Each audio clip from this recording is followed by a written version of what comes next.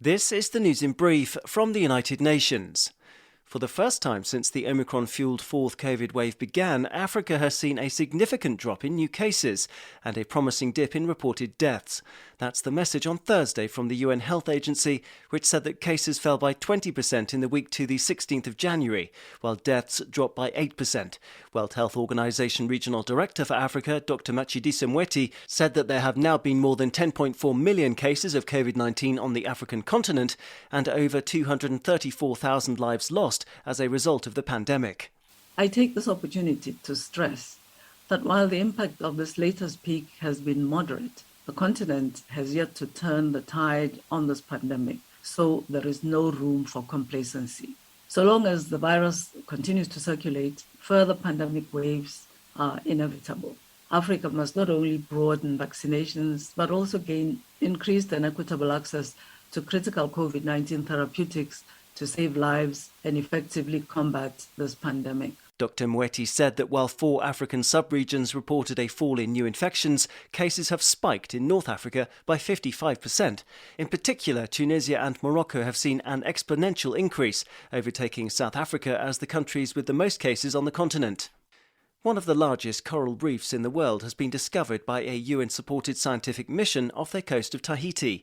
Announcing the stunning find on Thursday, UNESCO said that divers had explored large rose-shaped corals spanning some 3 kilometres at depths of between 30 and 65 metres.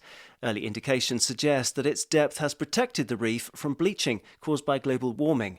French lead diver Alexis Rosenfeld and founder of the One Ocean campaign described seeing the rose corals stretch as far as the eye could see. It was like a work of art, he said.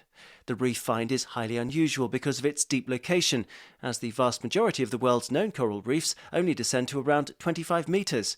It suggests that there are many more large reefs to be found, as only 20% of the entire seabed has been mapped at depths of more than 30 metres, said UNESCO Director General Audrey Azoulay. Desertification in Africa is a major headache for farmers, but a state-of-the-art digger could change all that, the UN Food and Agriculture Organization FAO said on Thursday. To help counter poor soils, erratic rainfall and drought, the FAO is restoring degraded land with the help of the Delfino plough machine in Burkina Faso, Niger, Nigeria and Senegal. It works by creating large half-moon planting areas, boosting rainwater conservation tenfold. This makes the soil softer and easier to farm than the traditional and back-breaking method of digging by hand. FAO explained that the mechanical plough is also hugely efficient, covering up to 20 hectares a day, a task which would take 100 farmers more than 2 weeks. The agency hopes that by bringing degraded agricultural land back to life, farmers will not have to clear forest to turn into cropland for Africa's rising population and growing food demands. Today, the continent loses 4 million hectares of forest every year as farmers go in search of land to cultivate.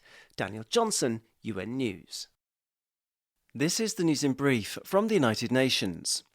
For the first time in weeks, aid teams have reached refugee camps in Ethiopia's Tigray region, only to find that some Eritrean nationals there have likely died of preventable diseases, while others are scared and hungry. The alert from the UN Refugee Agency, UNHCR, on Friday is for more than 25,000 people living in 2 camps. UNHCR spokesperson Boris Cheshirkov urged all parties to the conflict in northern Ethiopia to guarantee safe passage to the residents so that they can be relocated to neighbouring Amara region. He described how colleagues had found refugees frightened and struggling to get enough to eat, lacking medicine and with little or no access to clean water. If food, medicine, fuel and other supplies cannot be immediately brought in, and if we continue to be unable to relocate refugees out of harm's way to where we can provide them with life-saving assistance, more refugees will die. Mr. Cheshirkov said that more than 20 people had reportedly died in the last 6 weeks alone at the camps amid worsening conditions and in particular a lack of medicine. To Tonga now, where access to safe water for more than half the population following the volcanic eruption and tsunami there remains a serious concern, UN Aid Coordination Office OCHA has said. Reliable needs assessments from the island nation are still coming in slowly amid ongoing communications problems, said spokesperson Jens Laker. He added that the ash layer is 10 centimetres thick in places, but that relief flights can now land at the main international airport. There are also major concerns for the estimated 60,000 people affected by damage across all agricultural sectors, including fisheries, crops and livestock. To help them, the UN Food and Agriculture Organization, FAO, said on Friday that it was ramping up the support it has been providing to Tonga after a series of shocks in recent years. A top independent UN rights expert's visit to Sudan has been put back at the last minute at the request of the authorities, it's been announced.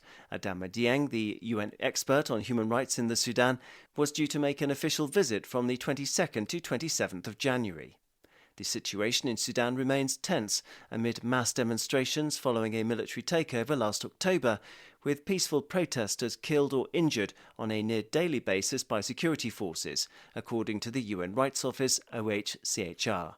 In a statement on Friday, Mr. Dieng said that he'd been following the deteriorating human rights situation in the country with deep concern since his appointment by the Human Rights Council in November 2021.